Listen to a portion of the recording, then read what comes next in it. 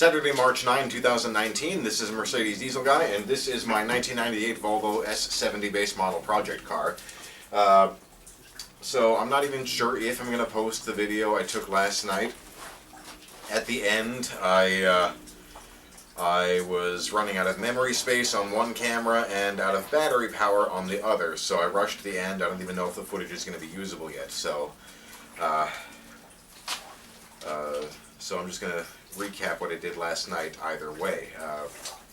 So I came out here last night, probably was at least 10 o'clock before I got out here, maybe even 10:30, and basically I am working brakes and suspension now. Suspension doesn't need a full rebuild. It does need struts up front, or at least strut bearings, and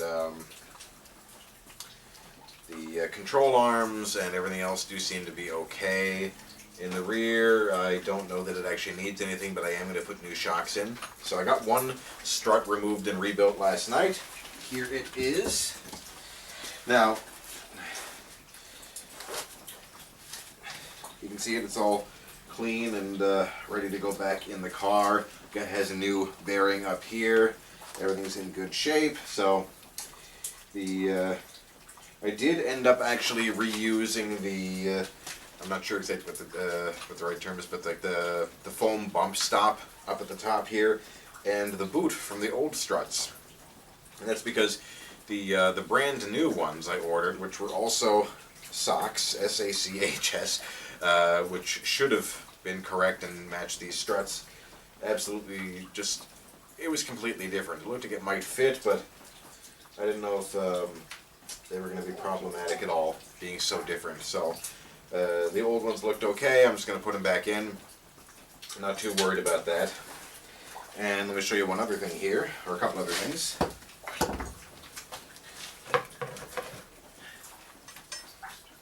It's actually one of two parts that I reused.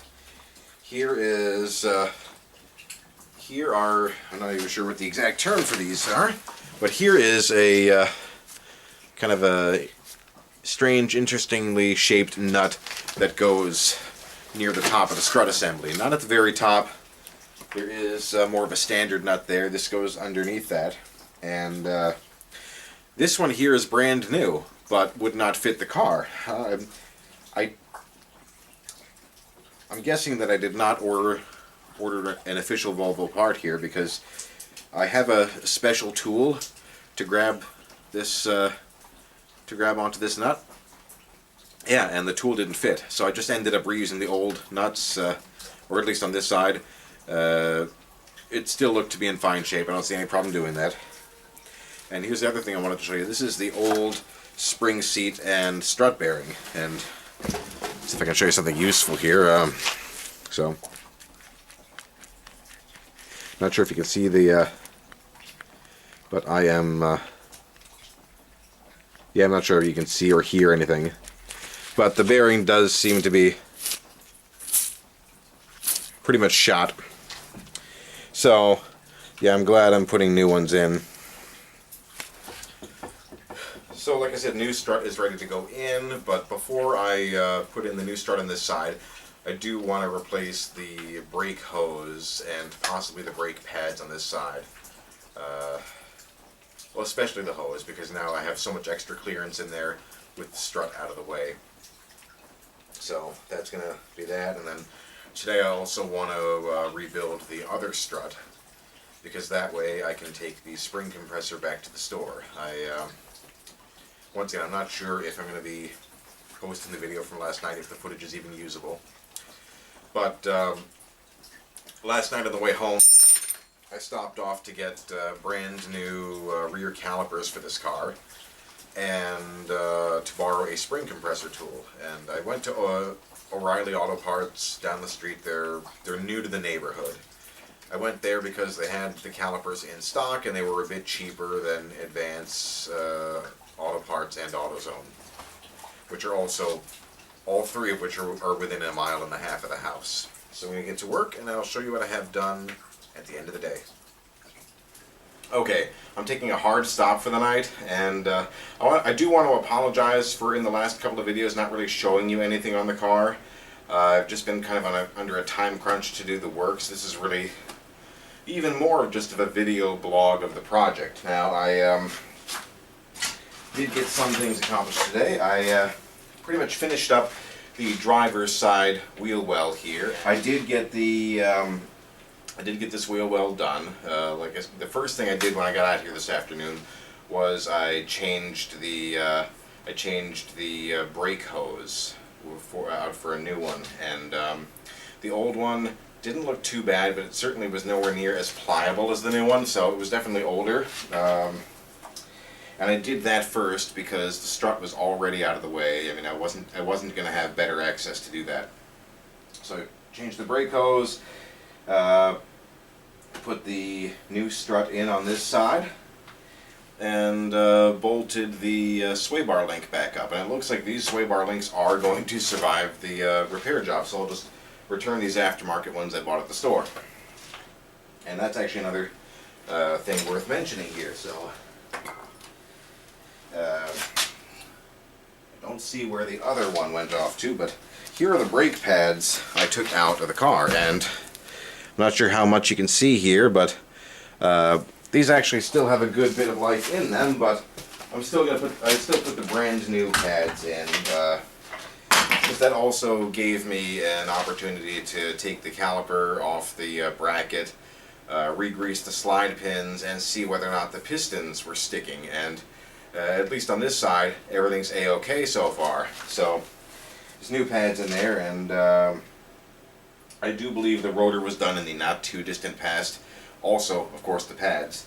And if I may round back to the point I was originally trying to make, those are Volvo brake pads. They've got a Volvo stamping, Volvo part number, and most of what I'm seeing here, the work done on the car, is like that. I mean, it's got their actual official Volvo parts, which means either this car was serviced at the dealership up until the fairly recent past, or at a really good independent shop, or by some DIYer who only bought official parts. But even then, I don't think that's the case, because I'm not seeing anything in here that looks like a hack job. I've bought plenty of cars in the past where you can just see the quality of workmanship was just hackery, and there's none of that here. This looks like this car had quality work up until at least 2 owners ago. Now, the people I actually bought this car from, who, like I said, they got it from a family member, but they owned the car for a little over a year. I don't think they knew what they were doing with it.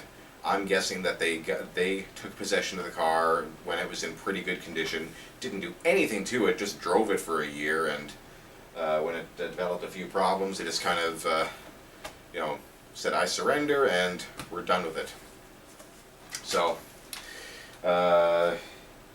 once I got this side done, I went over to the other side. I got the strut out, and as you can see, I have this strut rebuilt.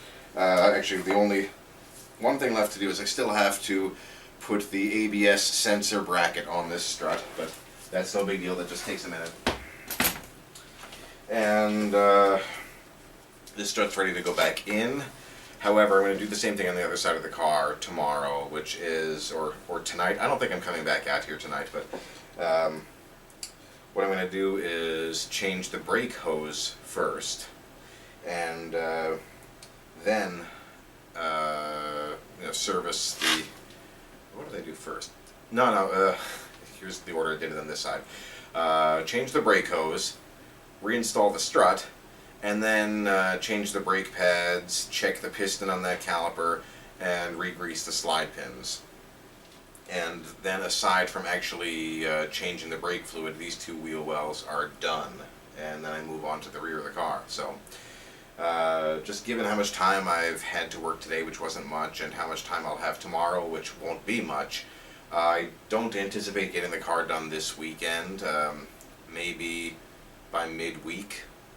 It's hard to say, but I'll do as much as I can tomorrow. So, this is Mercedes Diesel Guy. Thanks for watching.